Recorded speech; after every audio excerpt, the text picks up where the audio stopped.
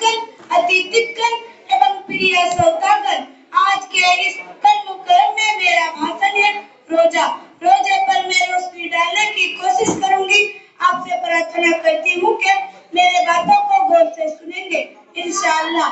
प्रिय सहपाठियों, रमजान आया, सुबह से शाम तक खाना पीना बंद हुआ। सहरी के समय हम खा पी रहे थे, ऐलान होते ही हम रुक गए। अब सूर्यास्त होने तक कितनी ही भूख लगी, कितनी ही प्यास लगी, हम लोगों से भी छिपकर भी खा पी नहीं सकते। कोई देखे या ना देखे, अल्लाह तो देख रहा होगा। हम उनको पसंद करना चाहते हैं। हमें पूरा विश्वास है कि वह स्थानों पर उचित है, हमारा हर बातों का परिचित है। अच्छा सुनते तो सही, भूखे प्यासे रहने से क्या ईश्वर का लाभ है? नहीं, ऐसा कदापि नहीं।